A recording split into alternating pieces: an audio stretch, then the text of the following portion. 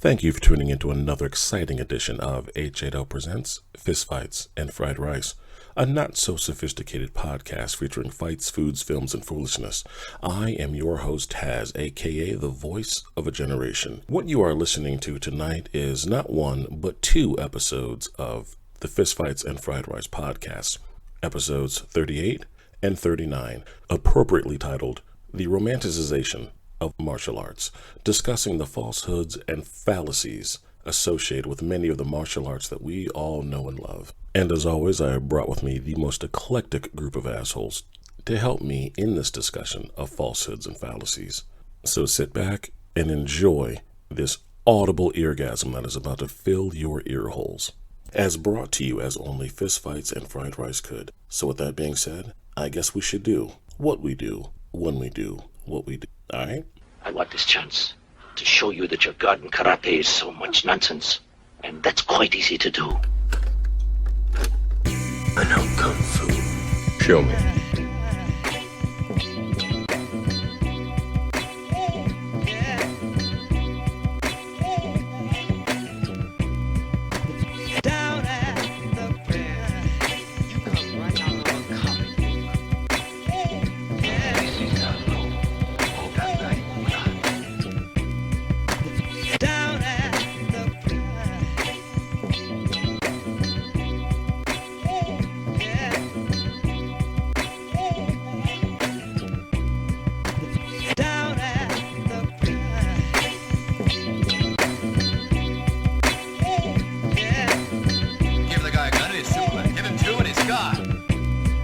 Ladies and gentlemen, thank you for tuning in to another exciting edition of H8L Presents Fistfights and Fried Rice.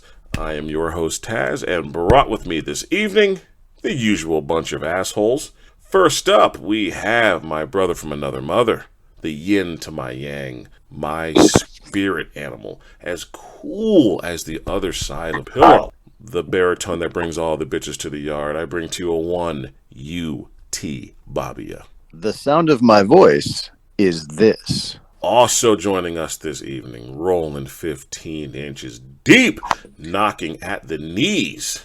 We're no longer obsessed with the fact that he hates women's self-defense. He is now dropped an acronym upon us that the world must know. Lobo, would you be so kind, sir, as to let us know exactly what does the LOBO stand for, sir? Lover of bitches, obviously. Thank you for that, sir. Also joining us this evening, a man that truly needs no introduction. Hailing from the high hills, the black man from Dagestan, no longer self-appointed, the connoisseur of combat sports, the rain man of martial arts, a one Justice Magnificent. Yo. Yeah, I said it. I'm going to say it again. Gentlemen, we are going to discuss the romanticization of martial arts as a whole.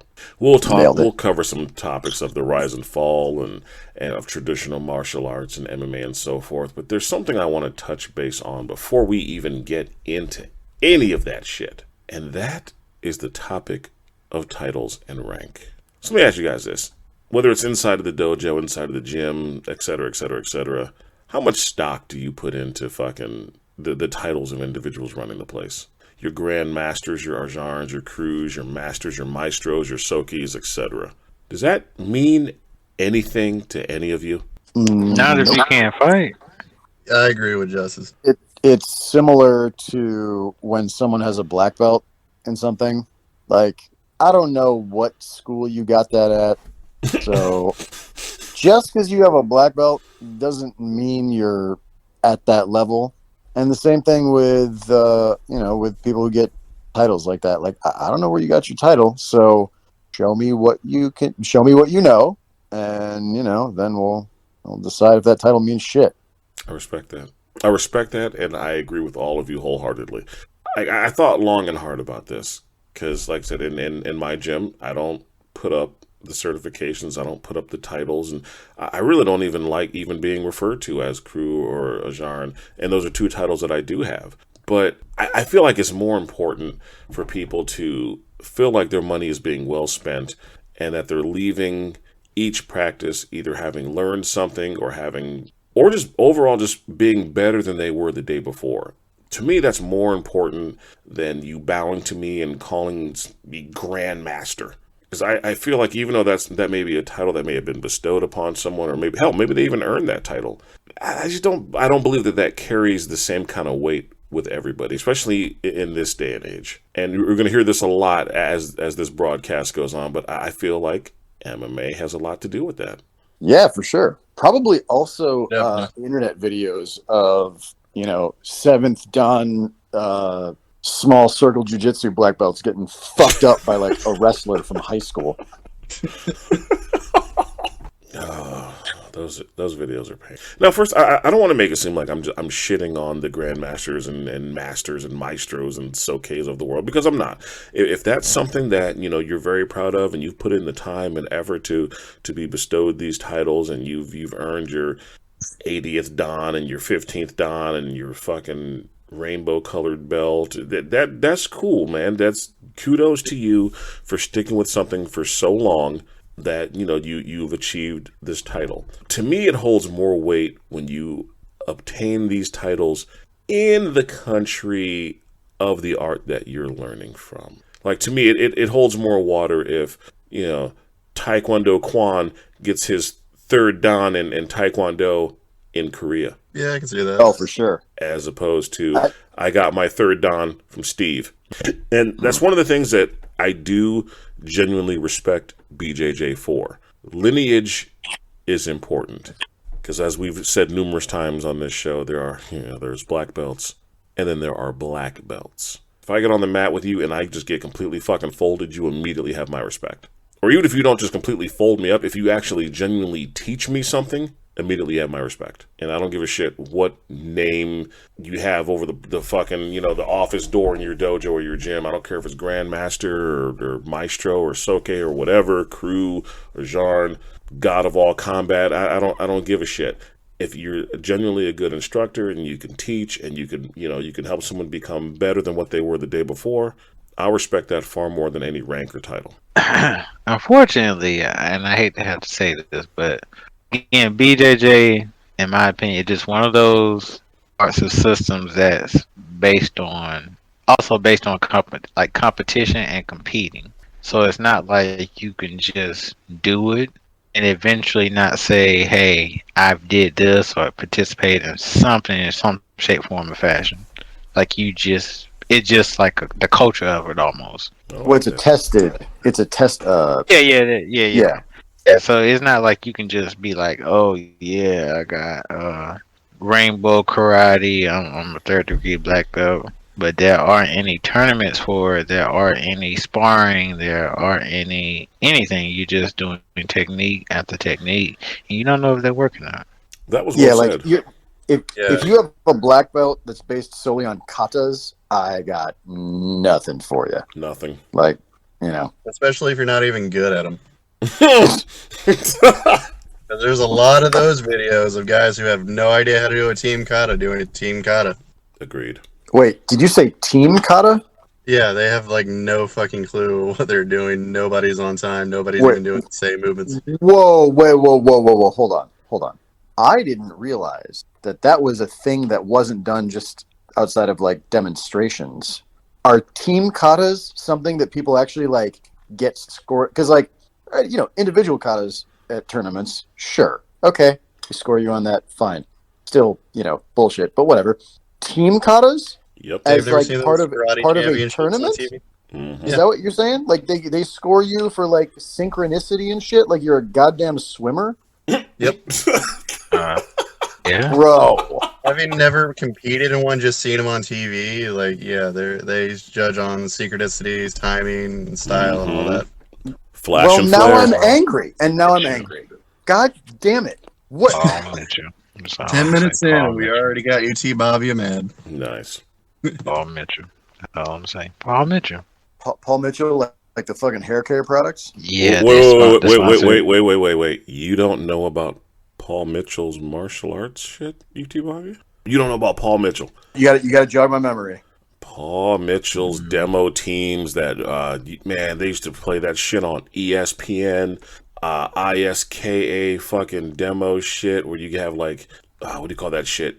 tricking. Is that what they call it? Where they're doing the fucking backflips and they're twirling the Mm-hmm. aluminum sword and catching it behind their back and shit. Yeah, Paul Mitchell. When are we, as a group, gonna find him and hog tie him and throw him over the side of the boat? I need to put a date on my calendar for that. Oh. I'm going to go one step further. Not only is it very popular, it spawned a whole new genre of martial arts called XMA, Extreme Martial Arts.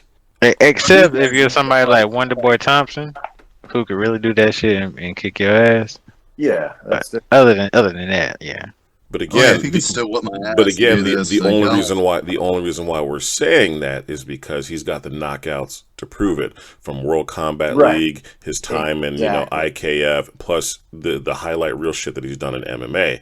If we didn't have those three things that I named off to fall back on, he would automatically be lumped into this category of bullshit. 100%. Oh yeah. I saw this shit on fucking like ESPN2 and all that. Yeah. But these, Yeah. to me, I thought these were just like demos. Oh, they're demos, all right, but these They had world championships. these are world championship group katas that they're doing. They're just that's flash and flare. problem. I get it, man. Not every martial art has to be about knocking motherfuckers out, and not every martial art has to be about who's got the biggest fucking dick and who can last the longest in a fight. I get it, but when you're twirling aluminum swords and you're spinning around weaponry that has got absolutely no weight to it, that doesn't wow me. Doesn't that kind of defeat the word? I mean, the word martial art, though. Yes. Like, You mean Art of War? Yeah. exactly. And that brings me to my next topic. When we're talking about what happened to the mindset of sacrifice, hard work, and most importantly, discipline. When I was younger, I bought into what I saw in the movies and read in the magazines. When you hear the stories and tales about fuckers sitting on their knees outside of the Shaolin Temple for days just to get, admittance, or the old master making you run fucking 20 miles without spilling a fucking drop of water out of a teacup in order for them to take you on as an apprentice. I thought that kind of shit was as legit as it fucking gets. And then I see this Paul Mitchell bullshit. And then I see the tricking, and then I see the fucking backflips and the aluminum swords. This has absolutely nothing to do with what the basis of martial arts was originally intended for. It absolutely kills me, because no disrespect to any of these kids, they would fucking die in an actual ringer cage. You want a story about that? Always. Oh, please tell. So when I was competing in Taekwondo, my very first tournament, it was all traditional stuff at my school. We sparred every day. We did basics for a half hour. We kicked the bag. We did forms, and then we sparred. So I had never seen tricking until I went to my first tournament. But he did some crazy fucking like tornado kick thing and like landed on one knee, like Iron Man style and shit. And I was like, oh, that was pretty cool. That's not anything like what I do. Other kid in my age group does like one of these flashy forms. And everyone's all, ooh, that's so cool. And when we sparred, I almost got DQ'd because I sidekicked him a little too hard. And by a little too hard, I mean, I may have sent him into the next ring over. I don't understand what you're doing. Yeah, so that fucking tricking shit, like these flashy goddamn like bow staffs that clearly weigh half an ounce and would not do shit if they hit you. No. This kid like dancing on the oh, cool, you did a backflip. Awesome. Enjoy me kicking you out of that. Like, what is this? What is this devolved into? To me, this was the middle ground between your traditional martial arts, your combat-related arts, and then your non-contact soft style. There had to be something for the athletic fucker that was all about the quick ranks. Because let's call it what it is. It amazes me that these little 10 and 12-year-olds are all like second, third, and fourth degree black belts. That's absolutely fucking amazing to me that you were able to achieve this much knowledge and this much experience before both balls even dropped. That's fucking amazing. This was the middle ground. They came up with this tricking XMA fucking bullshit in order to glorify and over dramatize traditional martial arts. And that's what tricking is. It's bullshit. It's bitch shit. Agreed. It's bitch shit. And here's why. If you want to do that, be a gymnast. Or a cheerleader. Yeah. Do anything other than pretend you can fight. But when I see stuff like this, that's what really bothers me about these fucking these quick ranks and testing your students every fucking 60 days and your weekend certificate bullshit. It breeds bullshit like this. So I have respect for the arts where it will genuinely take you years to achieve anything. Because that means you have to put in the work. You have to put in the time. You have to have your ups and downs, and you always have to strive to be better than what you were before. These fucking weekend certificate, quick rank, turnaround bullshit, I don't have to be good. I don't have to do anything. I memorize a few fucking, a few terms here and there, and, learn a kata or two, stand in front of the class and fucking break a board. Yeah, whatever, dude. I'm a black belt now. What's up? Here's your good student sticker. What's up, Deku? Right. What's good? What's good? Can we blame Paul Mitchell for inspiring a generation of fucking XMA McDojo shit? I believe so. Oh, yeah, we can definitely blame him for that shit. Him in the movies. See, in the movies it makes sense, because you're glorifying a fight scene. That makes sense to me. When you're watching fucking John Wick goddamn judo the fuck out of 90 dudes and shooting 105 more, that makes sense to me. I get it. Glorification of technique. Plus, it looks dope as shit. Yeah. Plus, it's a movie. It's not real. It's fiction. Sorry, so Bruce Lee wasn't real? The shit he was doing in the movies, definitely not real. Some people you can't tell that to, though. Some people think, That was yeah. my point, actually.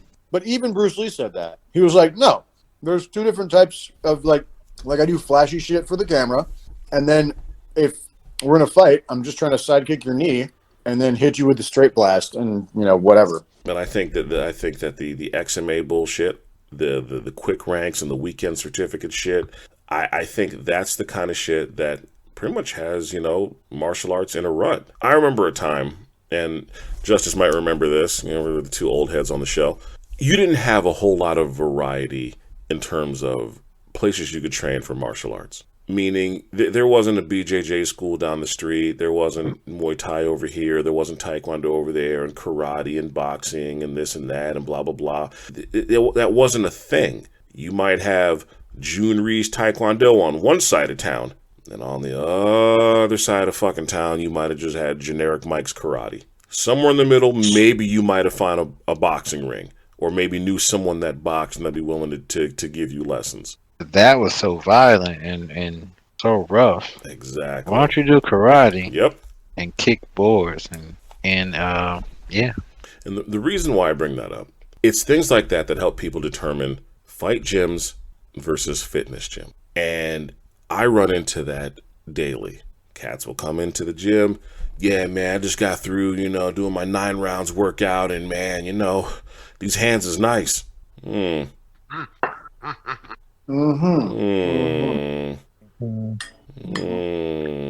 sure. Pass me real quick, buddy. Or the head trainer over at Title said that, a few more lessons, I could be a contender. A contender for what? Contender for a hospital bed? But it genuinely blows my mind that there's a lot of people that genuinely don't know the difference between a fight gym and a fitness gym. And I've come to this realization over the years, the easiest way to explain that to people now. So when people come into the gym and they ask me, is this more like, fight related, or is this more fitness? I was like, well, ma'am or sir, this is the easiest way I can tell you that. If it looks like Bally's or 9 rounds or titles and there's top of the line shit everywhere, and you got Christina Aguilera, or whatever the fuck her name is, blasting in the fucking background, and, there's his and her showers, and it smells like, the fucking, what do you call that shit? Fucking Bed Bath & Beyond, it smells like fucking lavender and lilac in here. Cool. Then you're more than likely in a fitness gym. If it looks like the type of place that Rocky Balboa would question training in, you're more than likely in a fight gym. If you walk into a place like this, and on any given day there's dudes puking in a fucking bucket or sitting on a fucking stool or contemplating why they're doing this, you're more than likely in a fight gym. Now, I'm not saying that fight gyms can't look nice. Many of them can. Jackson Wings looks really good. Sanford MMA looks fantastic. Those are wonderful facilities that also have fit. Because realistically, and I've learned this over the years, When you walk into a gym and everybody looks like fucking Chuck Liddell, Randy Couture, Tito Ortiz, and, fucking Korean Zombie, those are not the type of facilities that bring in a whole lot of money. But it's the level of training to me is what separates everything. There are cats that train for the sake of training, and then there are those that are training to fight. And I've always been fascinated by those two separate mindsets. If you're training to fight, you have to have the right surrounding, and you got to be surrounded by people that not only understand your plight, but are going to be there to help lift you up when you fall down, because a fighter's life is fucking lonely. Yeah, I can be the first to tell you that. A fighter's life is not fucking luxury, especially not in the beginning. All your quality time is training, putting in rounds, dieting, fucking road work. And if you're not fortunate enough to have somebody on your side to pay for all your shit, then your ass is going to be working that 9 to 5, then training, then doing all your meal prep, going to bed early, no real social life, and then doing it all again the next day. You hit it right on the nose on that one. No social life. Where you been at? Gym and work. It's been 2 years. That's right. But from the outside looking in, when you see these training montages in the movies, or you look at people's clips on Instagram or on Facebook, a fighter's life is the thing to be. Right. Sponsorships, bitches, fights under the bright lights.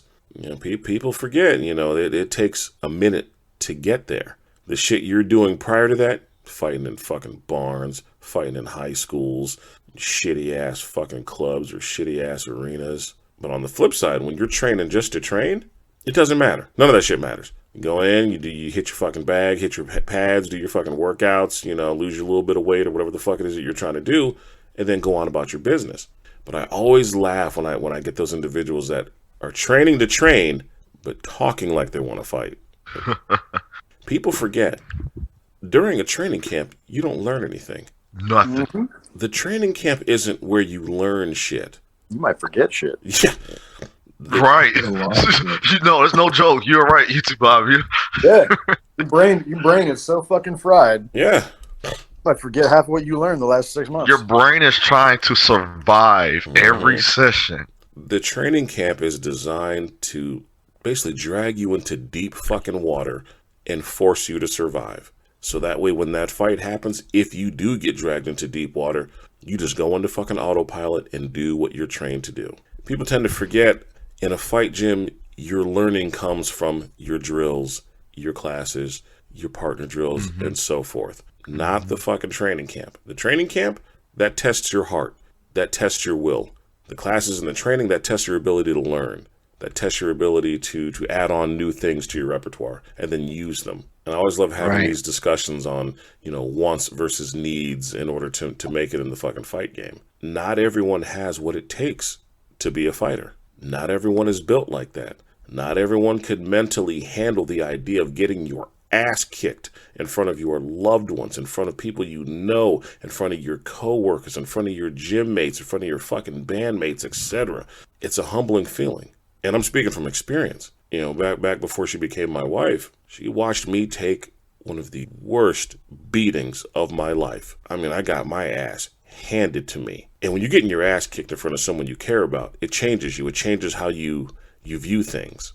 It makes you wonder, are they going to look at you the same way? Are you still going to be, the hero in their eyes? Are you still going to be, the fucking man? Are you still going to be that guy? Is she going to feel safe standing next to you if shit pops off? It's hard to feel that way when they're literally watching you get carried out of a fucking ring and wake up in the back and not even realize that the fight's over. See, it goes back to that support system. And when I woke up and she was there holding my hand, and I was like, oh shit, I lost, didn't I?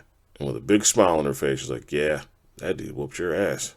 But that's okay, though. I'm going to get home. I'm going to run you some, run your fucking bathwater. I'm going to cook you dinner. You fucking relax over the weekend. Take a few days away from the gym. And then get your ass back in there and be better than what you were today. And that kind of shit you can't put a price on. No. Well, and that is the warrior ethos, right? Like, that is what it is to be a fighter. You are going to lose at some point. If you don't want that kind of discomfort, this shit ain't for you. What's the phrase you always say? Get comfortable being uncomfortable. Yeah, get comfortable being uncomfortable. And I tell anyone that's ever trained with me, I've always said this, and I've said it for years, and I'm never going to change my views on this.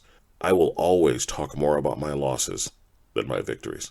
Because I didn't learn shit from the fights that I won. But I learned a whole lot of shit by getting my ass whooped. My old man used to tell me, when you get your ass whooped, one of three things is going to happen. You're either going to become gun shy, and you're never going to throw like you ever did before. And the fight just becomes more or less something for you to do. 2, you'll fucking quit. You'll quit because you came to the realization, this ain't you. You ain't about this life. And there's no shame in that. Not everyone is meant to be a fighter. Or 3, you'll regroup, get your ass back in that gym, and go right back to the drawing board and fix the very things that got you fucked up the first time. And be better tomorrow than you were today. And losses is what proves that to me. And like UTBABYA said, that's the mythos. And the reason that I bring that up, and again, it's not to discourage anybody, but I always like for people to understand that when it comes to gyms, like I said, there's your fight gyms, and then there's your fitness gyms. Sometimes they can be one and the same, but you have to know what lane you want to be in. Because if you got the cat that's training to be, to trying to dethrone John Jones, you can't be in his or her way fucking up their workout. Coming at them with that Paul Mitchell XMA bullshit, you gonna get fucked up. It has to be that way. Especially if you're going to be putting money down on the fucking table. You want to know what you're getting into. Yep. Mm-hmm. And we've all done it. We've all gone into places and we've had an expectation. And then the reality is not all gyms, not all dojos, and they're not all created equal. Nope. That shit may say Muay Thai on the fucking door. You walk, But it ain't Muay Thai. yeah, you walk in there and there's some fucking garden style karate bullshit with shorts on. A lot of safe space movement going on. Hey, Winner again. I feel like you throwing shots, bro. I feel like just you're throwing said, shots. I just made a statement. I just said Like safe you're throwing space music shots. movement. That's all I said. Movement. I said safe space movement. I didn't call any name or anything up the street at a park. So let me ask you guys this. I know you guys, I mean, especially for those of you who grew up in the fucking, 80s, 90s, 2000s, etc. You guys remember Blackbelt Magazine? Yeah. Yeah. Yeah. You remember when Blackbelt Magazine used to be the end-all, be-all of fucking martial arts publications?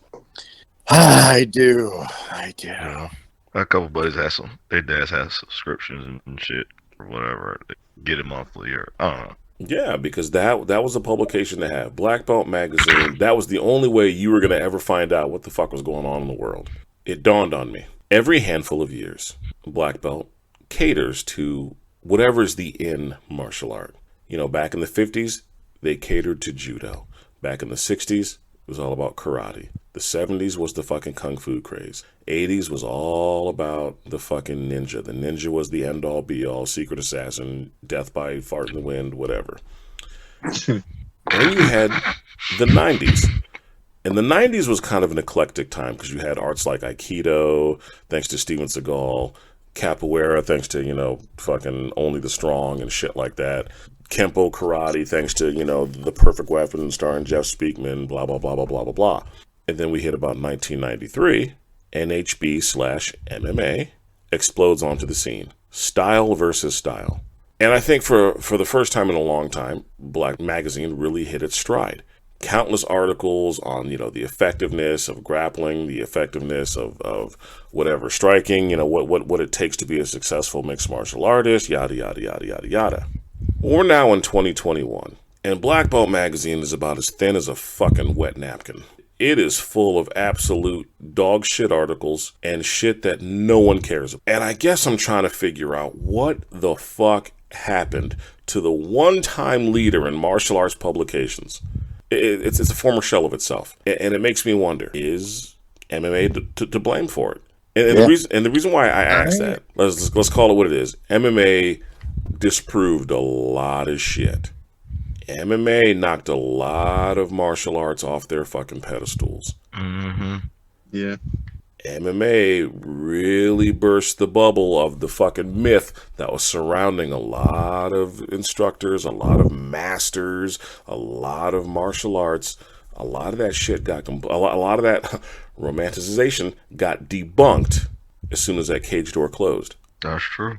What are you guys' thoughts? I think Black Belt Magazine definitely was catering to the audiences that wanted to know, what is the best martial art, or what is the best way to fight and all that stuff. Like but that's a question that's been asked for, forever. And then when MMA came around, we now finally had a way to test all of these claims. Yeah. They got tested. 1993, 175-pound dude strangle every motherfucker that got into a cage with him, even though he looked like a goddamn accountant. that turned everything upside down. And at that point, once you start testing, black belt doesn't really have anything there's no more mystery, right? Like we're getting the answers that we wanted. And so black belt doesn't have that, maybe this is really useful, or maybe this is just like, no, we know that doesn't work in this situation. We know that this art is complete bullshit. We know that one's all right, but only half of it's good. Like, we already know these things. So what are they going to write about? I think a lot of people loved about martial arts was the intrigue and the not knowing. Oh, there's some mystical technique out of somewhere in the Tibetan plain where someone can stop your heart with 3 touches of a yak's dick. Like, what the fuck?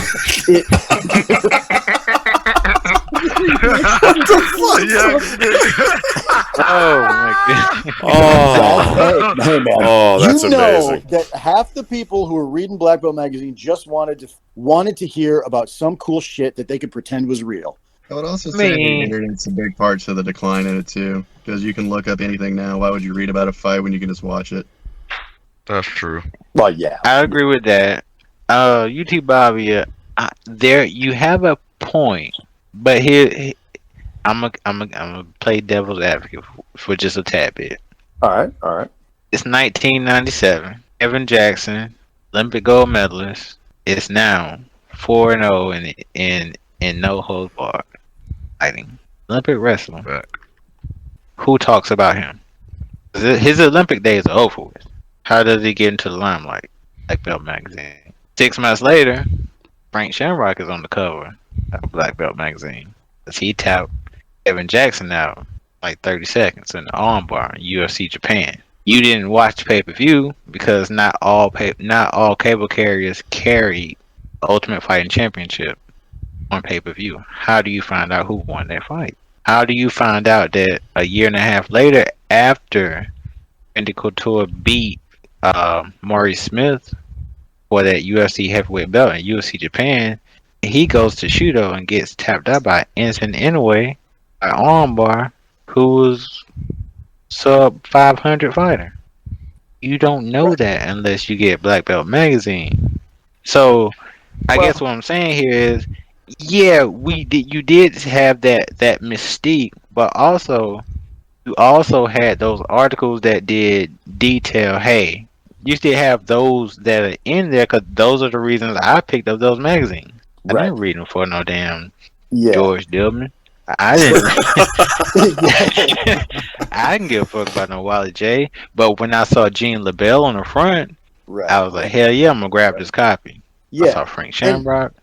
And I wasn't saying that they didn't have good articles. Yeah, I'm just saying that, like, I think a lot of if you just look at what happened to like Taz said, the magazine is now paper thin because I think a large portion of what they were selling was that mystique. But yes, they were saying, they did report on, who won this tournament and this, and who did this, and they also had good information on what these arts actually were. To play devil's advocate off your devil's advocate, I completely understood why they would have the Ed Parkers, the Bruce Lees, the Bill Wallaces, the Joe Louis, the Chuck Norrises, the Steven Seagals, Judo, Gene LaBelle, etc., etc., etc., etc., etc.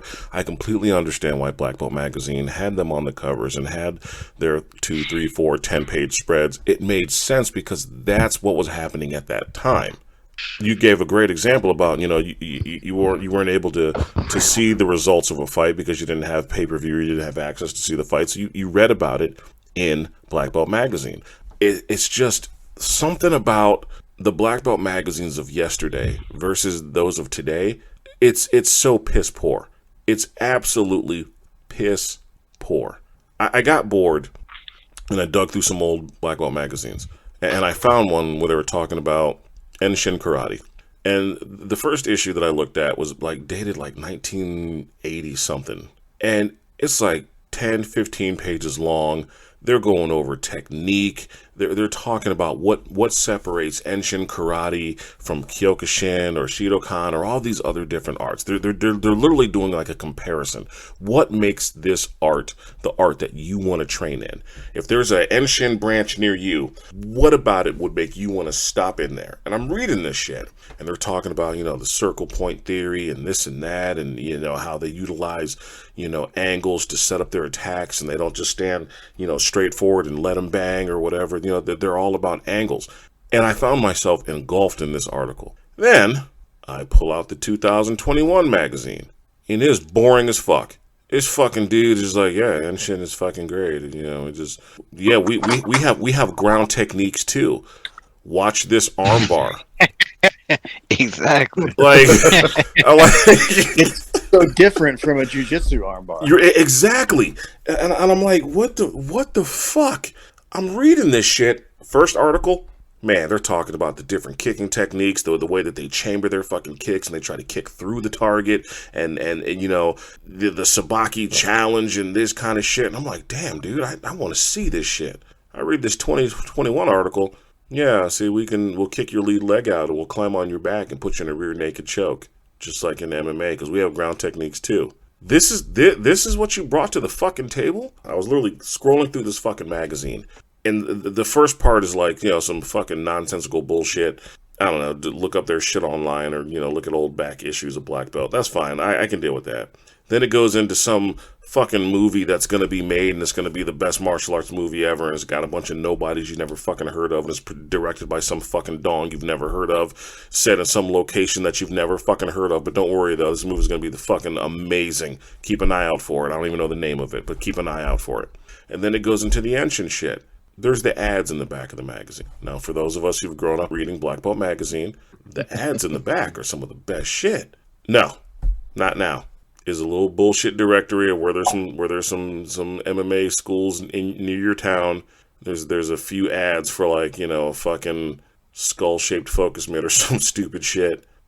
Oh, there's no longer ads for like ninja shoes and Nope. brass knuckles. Nope. Those days are fucking done. And I get it, because you have shit like Amazon and eBay. I get it.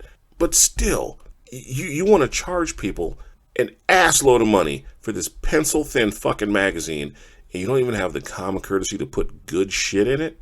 It genuinely breaks my fucking heart, because like I said, at one time, this was the end-all be-all of martial arts publications. I mean, they outlasted everyone. They outlasted Inside Kung Fu, Dojo, Kick, Martial Arts All-Stars. Oh, man, fucking all that shit. Fighting Arts, Fighting Stars, they outlasted all of them. And I can't... Circle of life.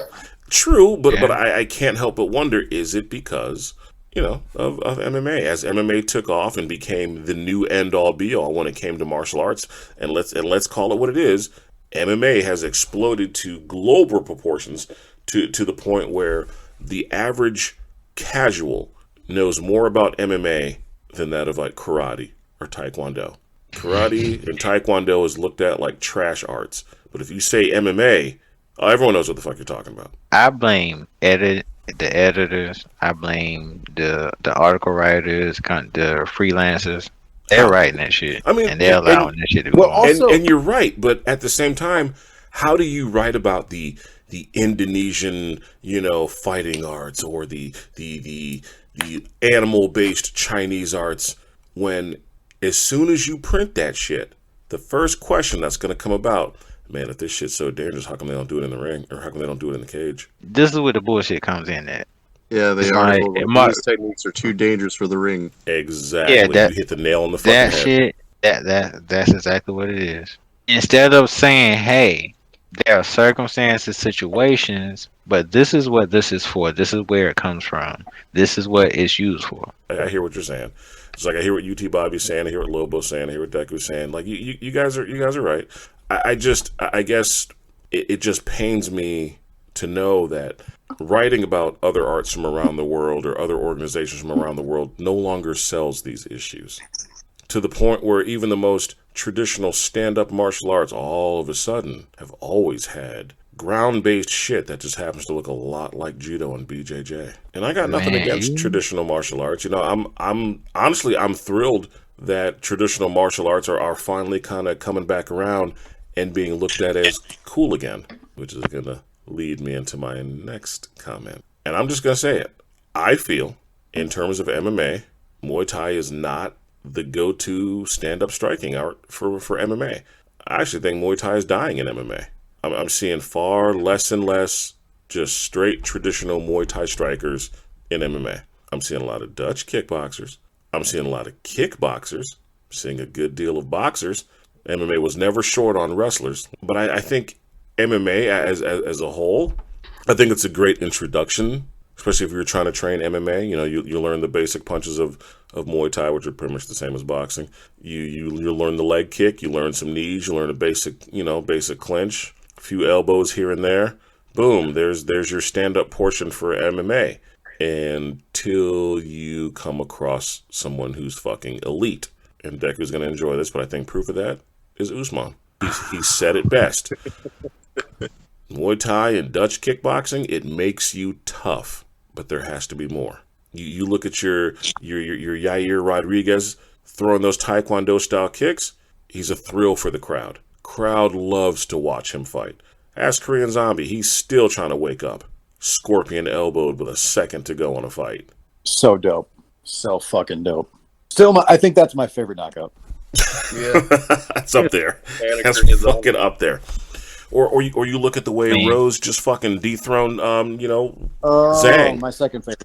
A Taekwondo style snap kick right to the fucking mouth. I have a theory as to why it might be evolving this way. Do tell. I think it has a lot to do details of the different arts, specifically the stances and the movements that you can make in those stances. Kickbox in Dutch style and Muay Thai. When you see a Muay Thai fight, that's the stances that they are taking are not stances that are good for defending a takedown. I think what we're seeing is that people are now adapting movements and strikes and techniques that can be used within the stance that is appropriate for them in the context of MMA. You know, Muay Thai is a very, I'll call it a hard art, right? Not a ton of the movement. The movement is there, but it's a very different type of movement than you see in Taekwondo, right. or in boxing. And I think when there's the threat of a takedown and ground game, it requires you to make that adjustment. I mean, have we ever seen true Muay Thai in MMA? No holds barred? I mean, you have MMA. You have Muay Thai champions. You got JJ, you got Shevchenko, you had Cowboy, you had Cerrone. You had Cerrone, you had Carlos Condit, Thiago Alves, Vanderlei Silva. I mean, they had a good foundation. Jose Aldo. Jose Aldo. Yeah, I was gonna say Jose Aldo. A good foundation. Well, I guess, I've never seen like a actual pure Muay Thai stylist like crossover to other than with those two women names that you said. I've never seen anybody step into the cage with a bunch of those techniques. I'm not gonna say it's a dead art or it's dying. I'm just gonna say, and I think UTBABYA referenced it when we was talking. There's going to be a place where those techniques are going to come back. Right now, what we're seeing is circumstances and situations. They don't seem useful. I can say this: the techniques are still there and they still work. Just Muay Thai, I can't think of anybody off the top of my head besides those that you named. In my country. Oh gosh. In your country. Yeah, Sambo is great art, great all around. Valentino has a master of sports in judo. she's certified. Because I know a lot of people aren't going to agree with what I said, and some will probably take offense to it. But even as what I like, I don't consider myself a Muay Thai purist by any means, but even I could see the writing on the wall. Adapt or fucking die. You know, we're starting to see more and more techniques that you wouldn't predominantly find in Muay Thai, and they're being successful in the MMA cage because it's making for far more entertaining fights, but it's also making fights far more unpredictable. As big of a Vanderlei Silva fan I was back in the day, you knew what his fights were going to be. He's going to bulldoze in, throw a bunch of hooks, throw some leg kicks. If he clinches you up, he's going to hit you with some fucking knees. And if you fall to the ground, he's going to stomp the ever-living fuck clean out of you. But then you looked at someone like Crow Cop. Crow Cop's background wasn't Muay Thai, but those kicks were fucking deadly. Nuclear bomb. Fucking Taekwondo? deadly. Yeah. People forget that shit. Lyoto Machida. Mm-hmm. When he exploded onto the scene, motherfuckers thought that this dude was fresh out of a fucking video game. People couldn't figure him the fuck out. Traditional martial artists knew what the fuck he was doing, and it wasn't anything fancy. Fucking hands down by his waist, sweep you off your feet with the most simple and basic foot sweep, short pop knees to the midsection, but cats couldn't figure him out. They could not figure out where the techniques were coming from. They could not figure out how to stop him. You look at Wonder Boy Thompson, kickboxing, heavy influence of karate and taekwondo in those kicks. A plethora of fucking highlight reel knockouts from this kid. Standing sideways in that taekwondo stance, hitting you with that chambered side kick over and over and over again. People still ain't quite figured out that shit. Yeah. It's my favorite shit.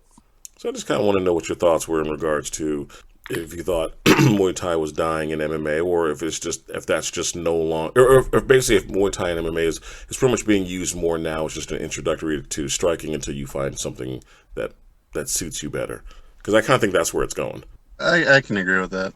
Yeah. Yeah, I think it's going to be situational. It's going to people are going to figure out what works for them. Well, gentlemen, that was all I had in regards to episode 38. Debunking the romanticization of martial arts, shitting on ranks and weekend certificates and so forth.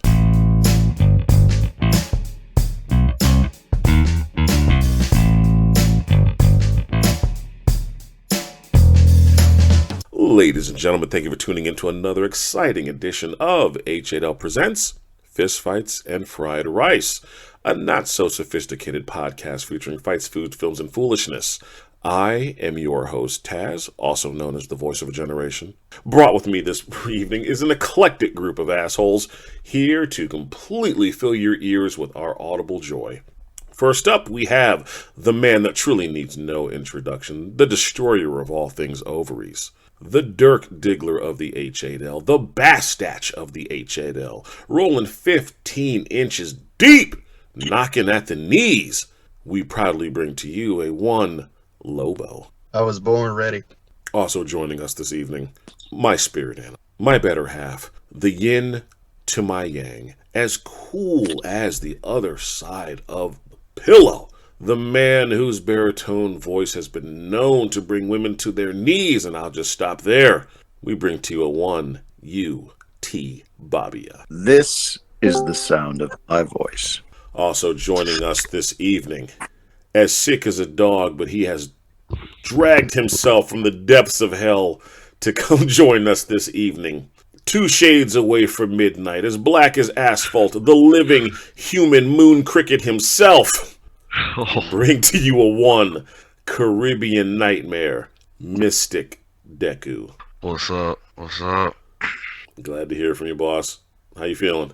I'm doing a lot better, man. This day has been probably the best day I've felt throughout this whole thing. I'm glad to hear it. I know something that will give you complete joy and make you feel a lot better. What is that? Just picture me naked. What? Look at that. See, it took your mind completely off of all of your ailments. No. Look at that shit. No. You're fucking welcome. No. You are welcome. You're welcome. You're welcome. Why would I? You're why welcome. would I? No, I'm not. It's ingrained now. It's ingrained. And this isn't being edited out either. It's ingrained. Oh my gosh. Yeah. Like, what? Yeah. It'd be It's bad enough if ingrained. you couldn't smell, but now you can't see. Oh, he could see. He could see all. He could see all that girth. Whoa. We're just going for it. All right. Oh my Fuck it, goodness. coming in There, hot. there you go. That's weakness leaving your body, thanks to me. Oh wow. Okay. All right.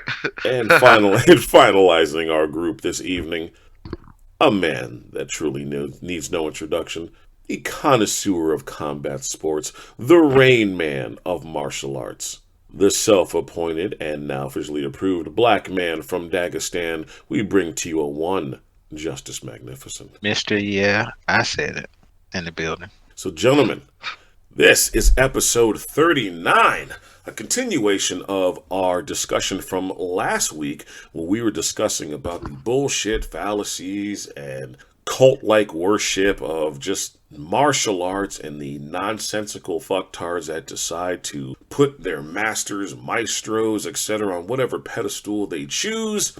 We are going to pick up right where we left off discussing those fallacies. So yeah, fuck all you internet ninjas. The ones walking around with the Naruto hidden leaf headband and taking pictures, and you're not even going to a convention talking about you. Fuck you guys. Also, you BJJ nut huggers. You can go to hell. Who else? Oh, the karate guys. Yeah, the karate guys. Haven't fought anybody in years. Seen y'all do shit. I'm only one to Boy Thompson. Yeah, screw you guys too. Jesus Christ. I just, those guys, they just want to be, want to come to the gym and be bowing and stuff like that. Can you fight? You talking about the real Bruce Leroys of the world? Yeah. Oh, nice. Can you fight? At least that guy could fight. Can you fight? Here's the thing. It's martial arts. It's not walking around in pajamas.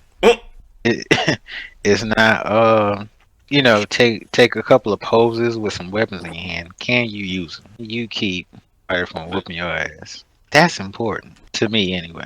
I think we can all honestly say we see that a lot, especially in martial arts. The fucking fanboys, the nut huggers, the fucking swing from your dick. My master can do no wrong, and I can't wait to goddamn slob his knob and swallow his fucking balls so I can get my black belt or my fucking certificate. And I'm willing to hold on to any fallacy or any lie that they present to me, and I'm gonna treat it as the gospel because they have a black belt. And there's a lot of that shit, and that fucking kills me. The fact that there are still, and we've talked about it before, the fucking no-touch knockout ninjas that are fucking out there, the pressure point fucking gurus and all that type of shit. The fact that these motherfuckers still have legions of people that buy their books, go to their fucking seminars, and hold on to everything they say is fucking astounding. It's almost cult-like. That's exactly what it is. Elaborate some more, sir. Do tell. Floor is yours. Cult-like behavior, it's just a group mentality. Also, a lot of things that a lot of gyms will do is, your test for yellow belt is coming up. That's going to be $100. Or your test for this is coming up. That's going to be another $100. Mm-hmm. Or buy my book I just put out, even though I'm your teacher. $100. Is always charging you money, always promising you higher up spots, and making these types of people just feel so empowered. Like, I used to love going to different, seminars with like pro fighters or fucking, renowned coaches or whatever. And then, I mean, that's different. Well, it is and it isn't. Like, I get it, man. You're new in town, you don't know your way around. So somebody from the gym volunteers to pick you up from the airport, take you to your hotel. I completely understand that. I completely side with that. No big deal. Hell, you don't know your way around Charlotte? Cool. I'll show you around the different spots. Cool. But what the fuck I'm not gonna do is buy your fucking meals. I'm not gonna fucking cart you to fucking Walmart so you can buy whatever. I'm not gonna pick up bitches for you or dudes, all depending on what the kind of shit you're fucking into. Can't discriminate anymore. And just hold on to every fucking word you say like it's the goddamn gospel. I'm not doing that. And I'm not gonna sit there and pay however many hundreds of dollars for your fucking seminar to watch you teach fucking nothing. But people do it, and they'll gladly do it, and they'll hold these I don't care if it's pro fighters or masters, senseis or whatever, to these unrealistic fucking expectations and just fucking bow down and cater to them. Fuck that. What the hell is wrong with someone that you would let a complete stranger into your house? Wait, it's okay, man. I'm gonna let you come to my house, sleep in the next room with my wife and kids, because you're gonna give me a orange stripe on my pink belt, so I can charge people more money. Dude, That's Yep, absolute insanity. some cats are he's fucking gonna like be that, home with dude. your wife too. That's real shit, man. I'm not gonna name off any gyms or schools or hell, even any fighters or instructors that do this shit. But I mean, that's real shit. I have physically seen it with my own eyes. So people will fucking bend over backwards for some dude to come into your fucking gym for 2 hours, teach some shit or whatever, and then just fucking dip with all the fucking money. I mean, that's just so far beyond the realm of comprehension to me. I don't even know what to do with that. I know there's a bunch of idiots in the world, but like, how dumb do you have to be to do some shit like that? You want your stripe on your black belt Mm-hmm. and BJJ? Well, you better let Sensei Souza come stay at your damn house. Uh-huh. And while you at work during the day, Clapping your girlfriend's cheeks. Honey, how did you get pregnant all of a sudden? I mean, and people are like that. And then now, what happens after that point is he does that to that guy, and now his students are going to do what? Follow They're suit. going to follow. I'm not doing it. I am not inviting fucking Babook to come to my fucking gym to teach fucking headbutts and dick kicks and then cater to this motherfucker. I'm not doing that shit. Fuck you. Your flight comes in at 3, cool. Seminars at 6, cool. You got 3 hours to fucking shave, shower, enjoy the Motel fucking 6. This is the address to the fucking gym. Take an Uber or a fucking Lyft. I'll see you when you get here. Nah. I'm not your wife changing to my cook me a home cooked shit. breakfast. You can home cook these nuts in your fucking mouth. Straight up. Fuck that. Like a Dutch oven. Exactly. I'm not changing shit around my gym for your liking. Fuck you. You knew what this was. Well, maybe you didn't. Did I tell you about that BJJ seminar I went to? You did not. You said you were going to No, talk you about it didn't. on this show. A BJJ seminar down in South Carolina. And it was in Greenville. I don't give a damn. And the guy is he's a legit grappler. And you know, he's in there. You got his gi on. The gi's not tied up right. But he has a 12 pack sitting on the side of the mat. Wow. No lie. Well, you say a 12 pack like is a 12 pack of beer? Or- Like a 12 pack of beer. Yeah, he was drinking. This is the crazy part. He would make the instructor get down, show the technique, slap the instructor upside the head. Now you teach everybody the technique and go around and watch everybody do it. I'm gonna go back, and then he walked back over to the table and drank some more beer. I am not playing. Was this a free seminar? And I paid $40 for that shit. Shit. You paid $40 for this bullshit. What You the pay fuck? $40 for someone to drink a pack of Milwaukee's best and slap somebody upside the head. Nigga, what? And man, I'm telling you, he was just drunk. Then we took the gis off. He showed like three techniques, literally, and made the instructor. You remember I taught you this? All right, I'm gonna do it on you. You show them, and that was it. Well, I bet those people loved it too. And they just sucked it up, and I'm like, Mhm. man, what the fuck? Yeah, they thought it was I the want my greatest shit damn ever. money back. I want my damn money back. Oh no! Now when you say he is legit, but he crazy as hell. But all that bowing and shit like that, he ain't doing that shit. So, since you brought up bowing, that's a good segue. Let me ask you guys. We'll go round table on this one. What are your thoughts in regards to the bowing and referring to your teacher, your coach as master or sifu or maestro or God Almighty? Are you a Buddhist monk? No? Then don't do it. That shit is so dumb. Yeah, I'm where UTBABYA is. I don't like it. It's stupid because it's like that bowing shit is just okay. You trying to be respectful or whatever, but like UTBABYA say, if you're not like a Buddhist monk, don't do it and don't expect to do it. I don't think there's anything wrong with being respectful, but if I have to bow to you and call you master, are you really showing me a level of respect I need to reciprocate to you?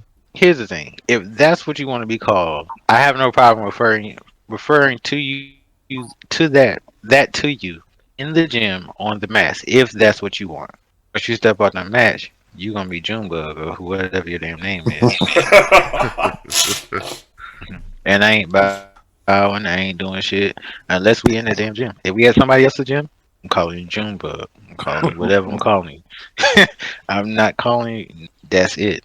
I understand the respect thing, but like it also has to be taken in the context of like the culture that you're in, right? Like if I'm in Japan or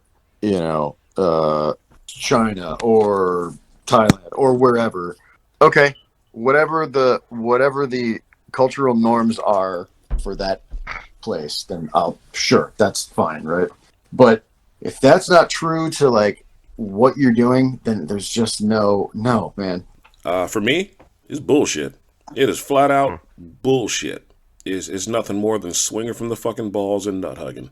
Now, I agree with UTBABYA 100%. From a cultural standpoint, if that's the culture, cool. I'll do that. If I'm in Japan and I'm at the world famous Kodokan dojo and you bow before you get on the mats and you bow to your instructor and you bow to your partner, hey, I'll do that. But the key difference is that is something that is established from the fucking beginning. And that's where I find fault with a lot of schools and gyms and dojos. If that is how you choose to run it, it has to be the same across the board for everyone. You walk in, you inquire about the gym, you take your shoes off you take your shoes off, walk across the mat, meet the instructor. If that motherfucker immediately bows to you, that is setting the precedence. We bow here. We acknowledge each other.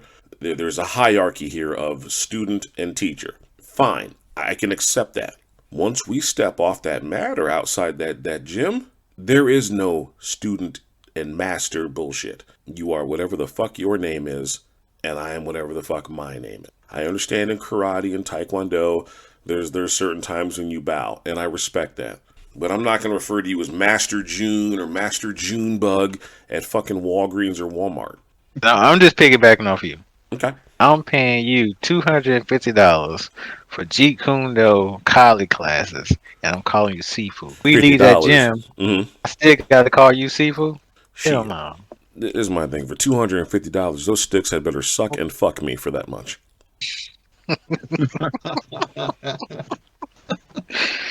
For $250, I should be on some no retreat, no surrender shit. The spirit of Bruce Lee himself needs to show up at my fucking house. Are the sticks made of rosewood? Like, what the hell? Are they made of platinum? Dude, for $250, they had better be boards taken off of the fucking ark for that much. You'd be surprised what people paying for those classes. Oh, I won't be surprised. I will be enraged. People, But see, but no, it's not that they're dumb. It goes back to the whole shit that we're talking about now. People put arts as well as instructors on these fucking pedestals, and they're willing to pay out the ass for shit. Look how many stripes he's got on his belt. That's another thing about martial arts that burns me. I don't understand how you could have a black belt with 40 fucking stripes on it. I need you to get me another color. Who the fuck is giving the black belt more stripes? Is it just someone with slightly more stripes than that black belt? See, I'm glad you brought that up, because what the actual fuck? That is something that has always intrigued me about different martial arts. Like it kills me how, like, oh yeah, I'm a first degree black belt. Okay, that means you are a first level black belt, as in you used to be a brown belt last week. Okay, I got you. Now I can open up my own gym and I can teach karate and this and that and blah, blah, blah, blah, blah. And then I can appoint black belts. You can appoint them to the same level as you? Yes. I think technically knights can do that if Game of Thrones is to be believed. Okay. You are no longer I think a knight can make another knight in the fictional world of Game of Thrones. I do not know if that's true in England. And again, for some of the oldest martial arts in the world, boxing, for those that don't know, and wrestling, ain't no stripes in that shit. Nope. Ain't no coach. Okay, you a coach now? No, you just kind of do it. And that's one thing that I always respected about boxing. not every boxing coach was a fighter. Some are just absolute students of the game. Can I ask you a question, Deku? Are you still picturing it? Me? Yeah, you're.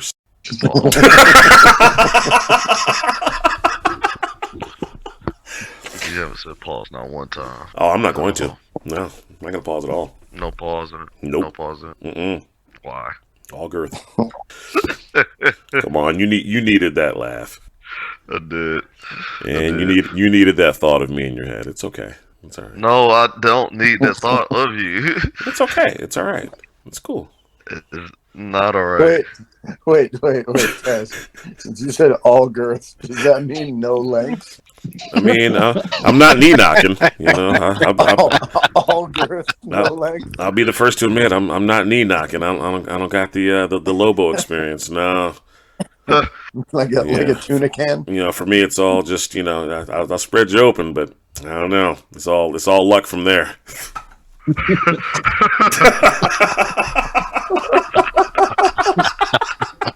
Oh my goodness.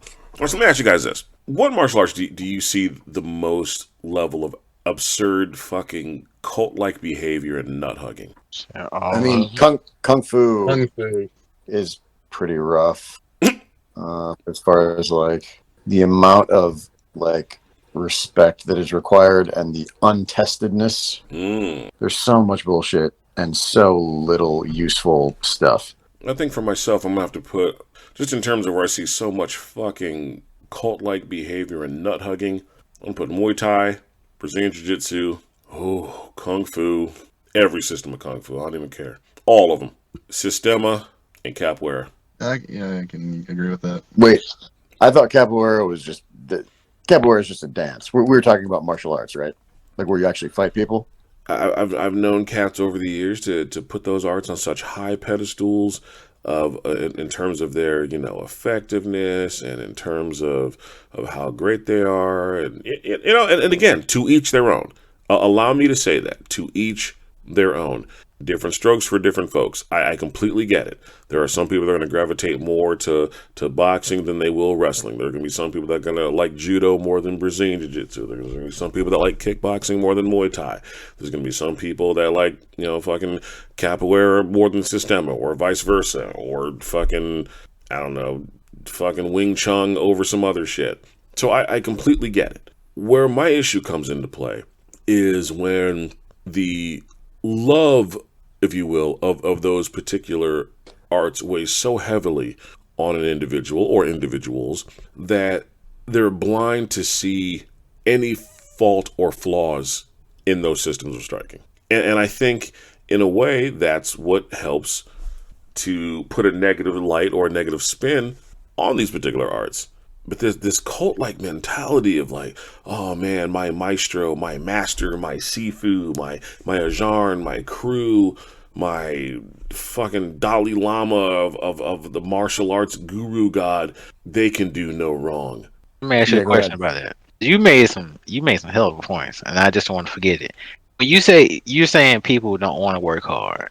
Let's say, for instance, it's Kung Fu. You got in China, they're working harder than that. Horse stance, blah, blah, blah, whatever the case may be. In China, yes. Yeah, in China. But over here, probably not. Bingo. Is this a Western world mentality? Yes.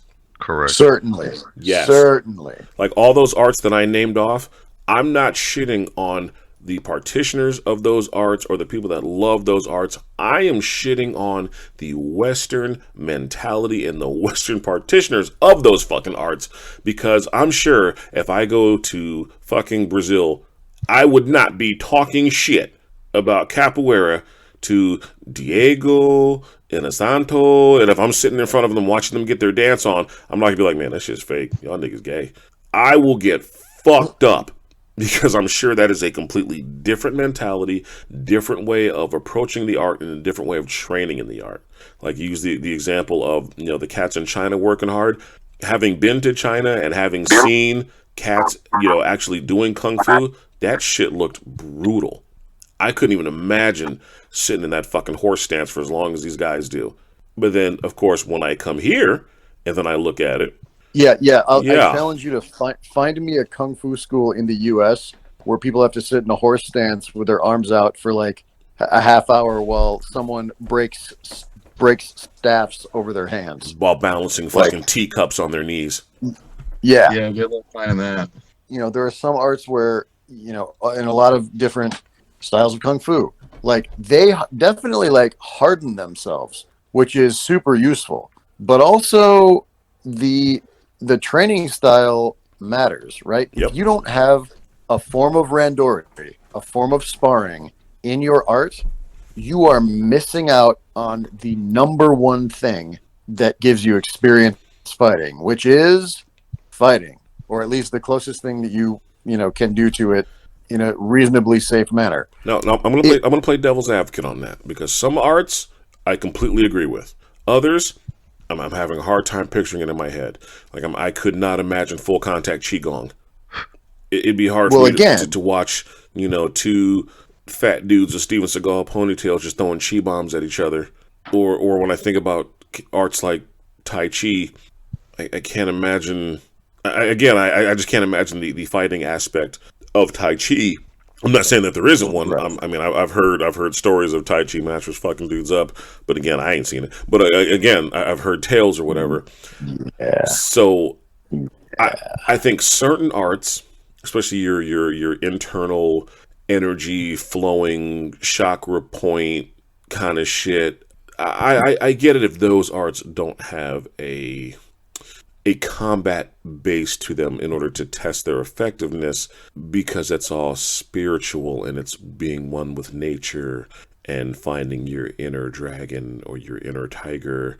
If your chi can't even go one round of sparring, you have a bitch chi. Wow. Your chi is bitch. Wow. Jesus Christ.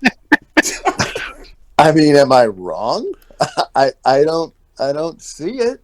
It really doesn't matter the art, whether it's Muay Thai or Kung Fu or BJJ or whatever. These fucking nut-swinging, Sifu worshipping fucktards are everywhere. In all arts.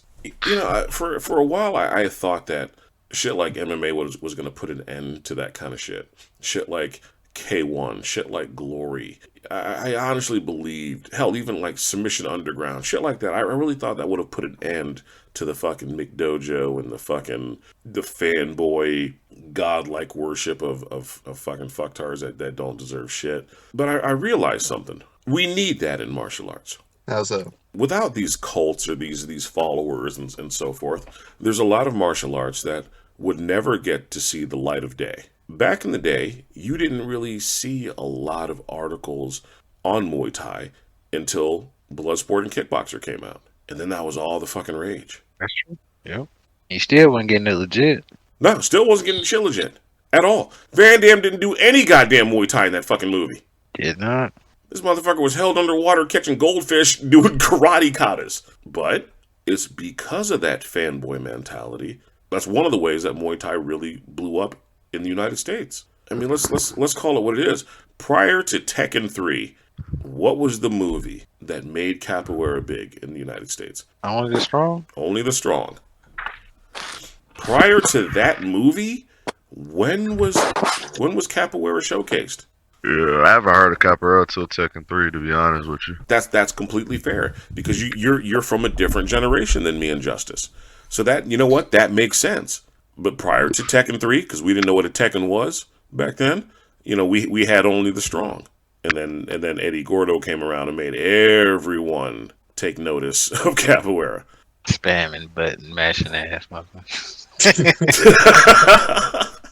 That was me. How you do that? Yeah, What was you just that press? was me. What'd you just press? I don't know. I don't know. It It didn't matter. I won though.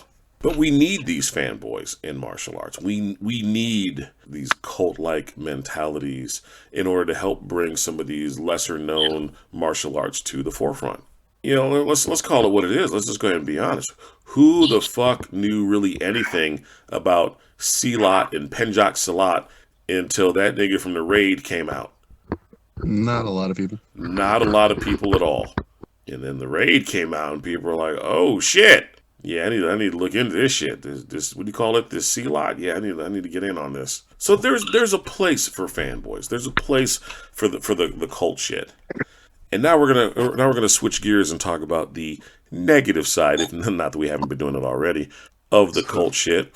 When you have cult-minded coaches, you see, I can turn a blind eye, or I can even accept fans of martial arts or fans of martial arts instructors being a little fanboyish or being a little naive, if you will, to certain things.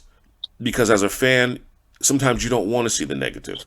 Sometimes you don't want to see what's wrong with something that you believe in or something that you like. Then there's the coach aspect. Any coach that tells you to take your shirt off and put on your compression shorts and hang upside down from the fucking rafters like a baby monkey. Oh shit! As you I get was wondering how long we was gonna take about talking about this. as I you was like, get as you get kicked and punched in the fucking mouth by your supposed coach. And I'm gonna go ahead and just put it out there, name and all, because I don't give a fuck. I'm talking about a one J.Fabia. First and foremost, allow me to say I do not know J.Fabia. I do not know Diego Sanchez. We ain't friends. We don't hang out. Them niggas don't owe me money. We've never shared drinks. We've never crossed paths. We've never fucked the same girl or guy. Can't discriminate anymore. But with that being said, I can't even call J.Fabia a controversial figure in mixed martial arts. This dude is buku fucking retarded and cuckoo for fucking Cocoa Puffs. What the hell was that shit? Is someone being blackmailed? Because that's the only way I could see this, any reason for this being real. I need to read you a quote from this motherfucker. Please do. And this is from Diego Sanchez. Loyalty. Being open and honest, I think that's one big factor about me and Joshua. And also, loyalty. I've been loyal and not giving up on this guy, not believing the bullshit of the internet, even to the point where I'm having family members that I'm having to disown some family members because it's that hard. The agenda is so hard, so pushed, so hard. I've got my own family members telling me that they know better than me for my life. They're telling me, get that guy. He's conning you. He's going to fuck your whole life up. Get him out of your life. And these people are like, this is happening. This is real. This poor guy had his reputation shit on. This guy is labeled as a con artist, manipulator, when really the truth of the story is this is just the only guy that came around. There was no one else to help me, man. This is the one guy that could give me some time and energy. Sacrificed from his own life to help me because he knew I was fucked. He knew I was getting fucked. He's seen it. He came into my life. He helped me. He didn't want to do this MMA shit. Fabia not only protected me, teach me how to heal myself. Teach me how to get standing straight up again. It's everything. I'm just going to go on ahead and say it. This sounds like the ramblings of a girl that just lost her virginity and that dude stopped calling her. 100%. Right. Yeah, this. The fact that you are disowning family members. I don't even know how far back it goes. Like I don't even remember when this whole pseudo neo spiritual let me breathe and flow. He sounds like one of those girls who's like had a lot of trauma and then just posts inspirational shit on Instagram that they don't live by. Yo, this Fabio thing is just. This is how I look at it. You call him Fabio? Fabio, like Fabio, like the book whatever. model Fabio? I don't know how to pronounce people's names, so that's what you're gonna get from me. Okay, fair enough. This guy, Joshua, whatever, I feel like Diego experienced some homosexual acts with him, and I mean, you saw straight, Rhea. yeah, exactly. He actually fucked this man. This is how I see it, and he enjoys being around. Yeah, he enjoys being around him, and that's why they are so close to a point where he got rid of all the important people in his life over some dick, ran out of Jackson, ran out of American Top Team because fucking Fabio, whatever this dude's name is, trying to get his little cult following. I don't really give a shit what I'm saying, to be honest with you, because I'm already blocked from the school of self-awareness. I ain't gonna lie, I was trolling a while back. It's been a very, very boring. What the fuck is the school of self-awareness? That's his shit. That's his school. That's his Wait, school. his school is for real called the School of Self-Awareness. What? Like I said, this man fucking him, and he likes it, and that's why he's always around and everything. And the crazy thing about it, people are actually following him. Fighters, I don't know if they're UFC fighters, but fighters are actually buying into this bullshit that he's trying to, sell people. And what really irks me, like a guy like Diego Sanchez, like you said, was a killer, was at one point a title contender on the first season of Ultimate Fighter, and a fan favorite because he'd just go out there and leave it all in the cage. This is the definition of a cult. What the fuck? Yeah, it's a fucking gay ass cult. It reminds me of that episode of South Park with when Chef went to that cult whatever, and he got followed around. And the that's Adventure what it Club. 360 Universal Transformation, $999.99. There you go. Oh, fuck. See, this is what I'm talking about. It says we utilize ancient wisdom. That's what I was gonna say. I don't know when this came about with the whole neo pseudo spiritual movement. Where you about 3 years ago. No, it was before that. Where they wanted to take aspects of different things from Eastern culture, like yoga and stuff like that, and it just got crazy. I mean, the first person that I thought about was, what's his name? Hitler? I think it's Alvin Romero. Oh. No, not Hitler. Romano, the guy that did Gymnastica Naturals, the Brazilian stuff, the breathing that Hickson does, the Gracies. Yeah. That crazy breathing.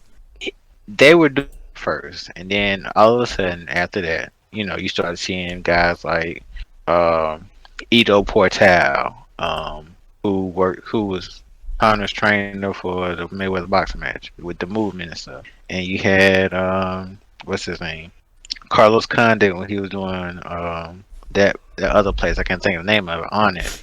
Is it on it? It might be another place. But it's all these different movements now that's about breathing and getting back to nature, and that's been going on for a while now. Tear the band-aid off the cut. It's not gonna get you any title shots. It's not gonna put you up in the top 10 ranking or none of that shit at all. But hey, let's go back to that cult personality. That's all it is. Go back to that cult stuff we was talking about. The Gracies did it. Hickson did it. So why can't I start doing the crazy breathing, rolling my stomach, sitting on the beach? Why I can't do that stuff? Why can't I start doing these crazy walks like Conor McGregor all of a sudden, because he's starching people and knocking people the fuck out? But yeah, I'm just playing devil's advocate. I get what you're saying, but there are dumbass people who just going to be like, you know what?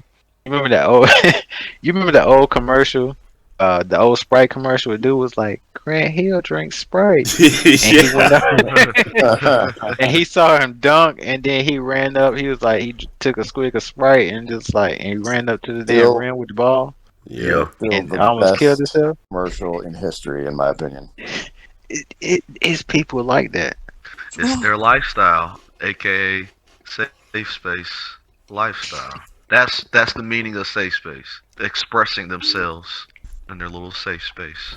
When I said that the cult-like mentality of individuals in martial arts is a good thing, I mean that for the practitioners and not for the coaches. I think if you are in a position of power like J.Fabia, Fabio, or Felicio, whatever the fuck his name is, if you're in a position of power like this cat is, and you are able to convince people to not only to give you apparently $1,000 for this motherfucker to tell you how to breathe and chase you with a fucking knife, you are not only a detriment to the sport, you are a detriment to anyone that chooses to follow you. And I'm probably going to catch a lot of flack for saying this, but honestly, more power to you. It's your money, man. Yep. Exactly. More power to you. Mm-hmm. If Diego wants to to bend over and touch his ankles and see how his chocolate starfish puckers, then hey, that's on him. If Diego wishes to completely flush whatever career he has left down the fucking tube for the sake of J.Fabia, then so be it. More power, more hustle to you. I'm gonna say anybody that does shit that this idiot is doing, in the words of the great Riley Freeman, y'all niggas is gay. You guys know what this is. You show up to that gym or that dojo. You're like, hey, my name is UTBABYA. I'm contemplating the spiritual sense of awareness or whatever the fuck this bullshit's called. And they're like, hey man, take either the red or blue pill. If you take the red one, you'll see the world as it's intended. If you take the blue pill, you'll enter into the spiritual matrix. So I said, UTBABYA decides, you know what, this is fucking stupid. I don't want any part of this. I'm just gonna take the red pill and go back to my car. He pops that red pill.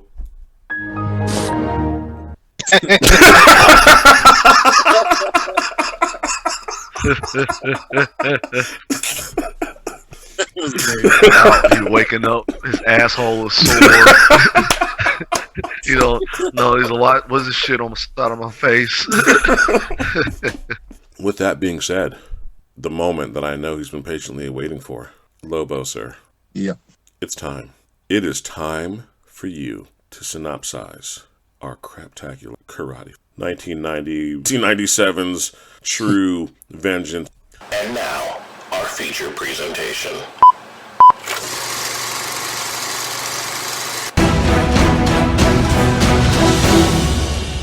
It's my property, Griffin. Her life is in my hand. You've got Emily. He has not become dull with time. It's time to deal with the past. He is as lethal now as he was before. And again, he threatens my affairs.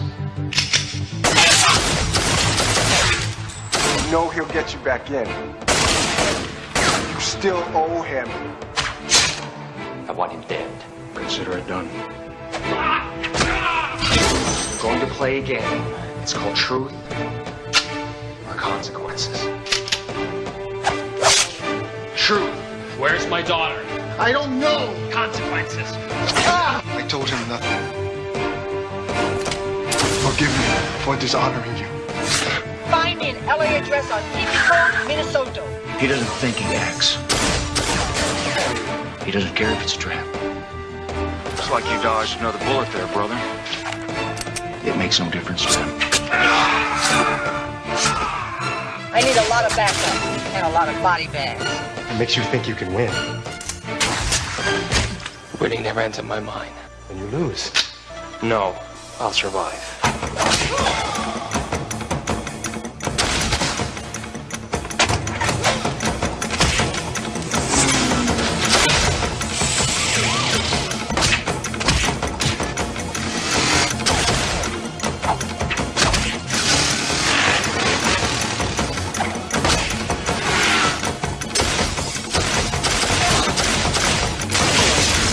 Put your hands on your head. Not now. I'm busy.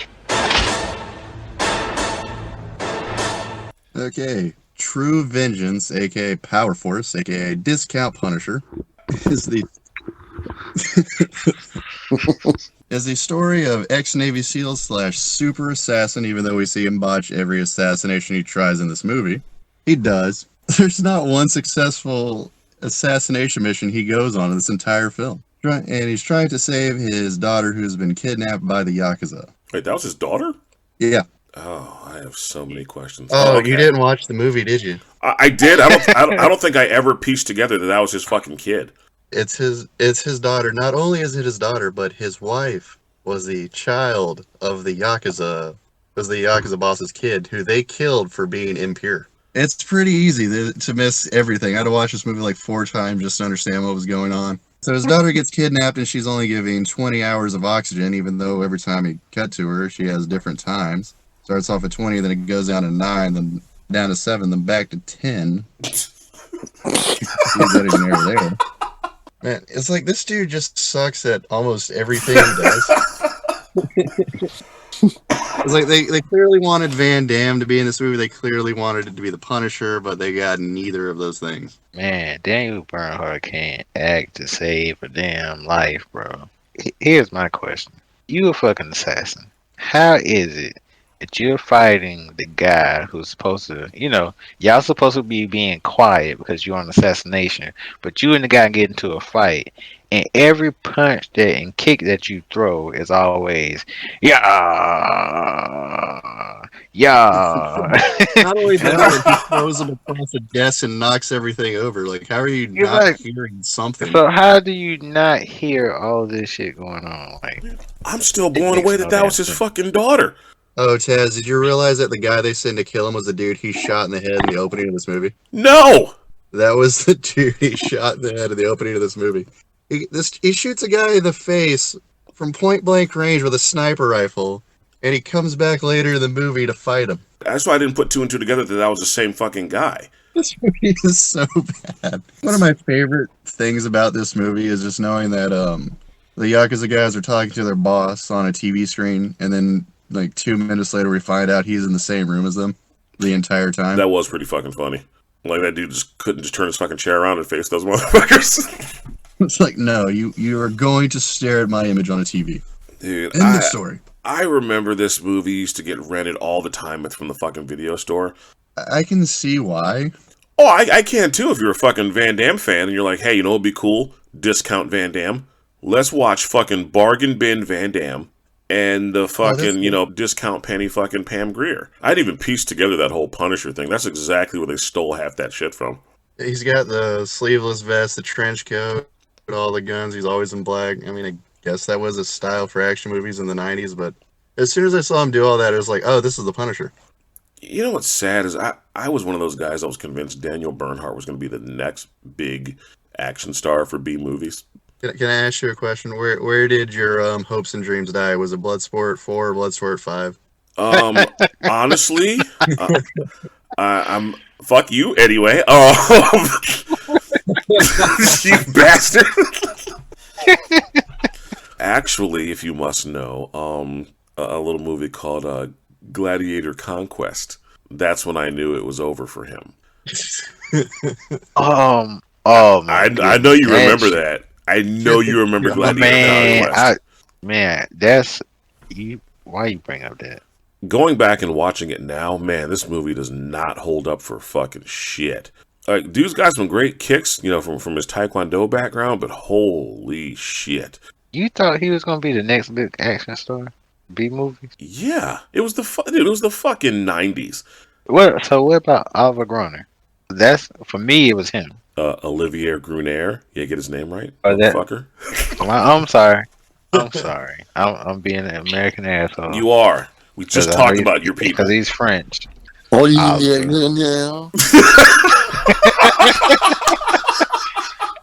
Because he couldn't act either.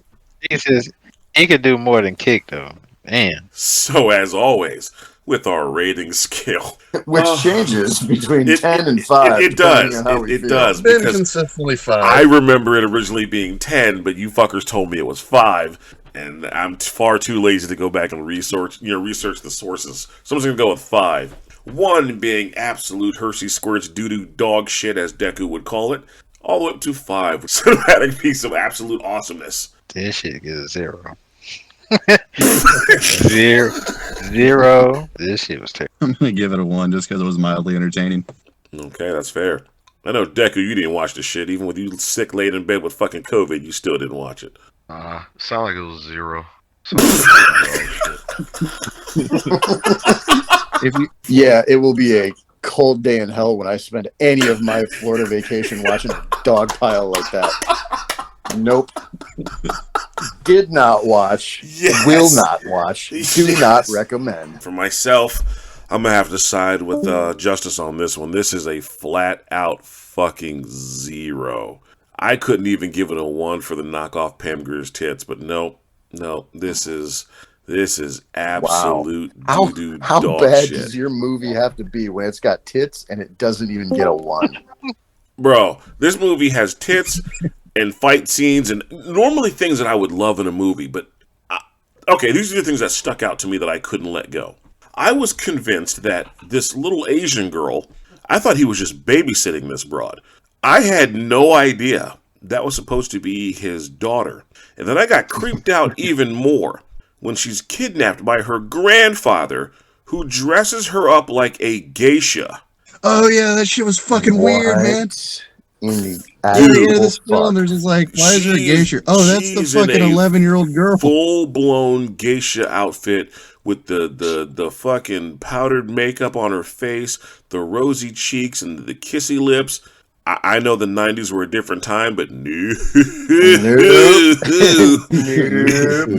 weren't that No. That's a stern no for me. This movie gave me AIDS. It took me 3 times to watch this fucking movie. I cut it on the first time, and you know what happened? I got fucking Fabia'd. That's what fucking happened. So, Justice, don't you be so kind, sir, and give us the technique of the day. Improve your skills, son.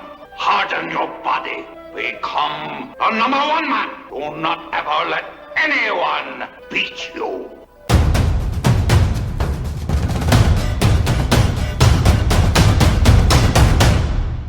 It is, given that it was 1997. No, I was gonna say that Superman punch he thrown. Oh, back then we would have called it like the flying death punch. Oh, fuck you.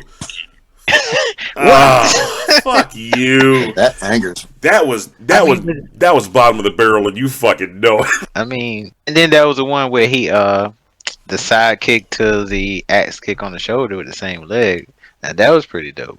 What's our memory lane, Justice? Back in the days when I was young, I'm not a kid anymore. Back in the days when I was young, I'm not a kid anymore. Back in the days when I was young, I'm not a kid anymore. But some days I sit and wish I was a kid again.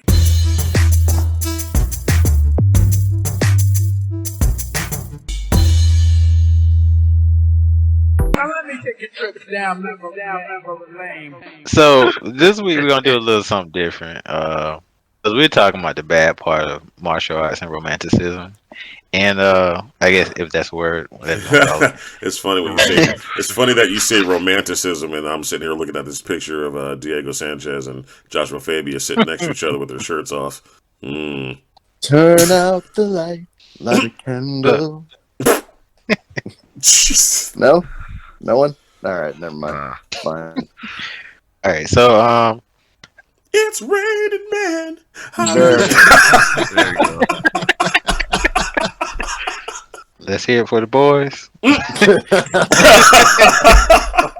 But yeah, back then, 90s, everybody wanted to be Jean-Claude Van Damme. So, unfortunately, in combat sports, he had 2 clones. One by the name of Moti Horenstein, and the other Jean-Claude Lawyer. For the record, they were terrible. Nice. Jean-Claude Lawyer was a K1 kickboxer, very sub 500. Moti Horenstein beat Pat Smith with Lucky Punch. But check those out. You see how, then Jean-Claude Van Damme in the 90s could do no wrong except get these 2 guys ass whooped. They favored him, had the kicks, had the look, had the voice, got their ass whooped. Check him out. Check him out. We'll have something better next time. But I had to throw that in there. And gentlemen, that was all I had for episode 39. The romanticization and fallacies of bullshit martial arts, cult shit, J.Fabia chocolate starfish bullshit. Episode fucking 39. Once again, that's all I had for you guys. I appreciate you guys coming out. Let's get the fuck out of here. Be sure to listen, like, share, and subscribe for the latest episodes, news, and updates. Follow us on Facebook and Instagram at fistfights.friedricepodcast or at H8L.muay thai. On Twitter, follow us at H8L_Fight Talk.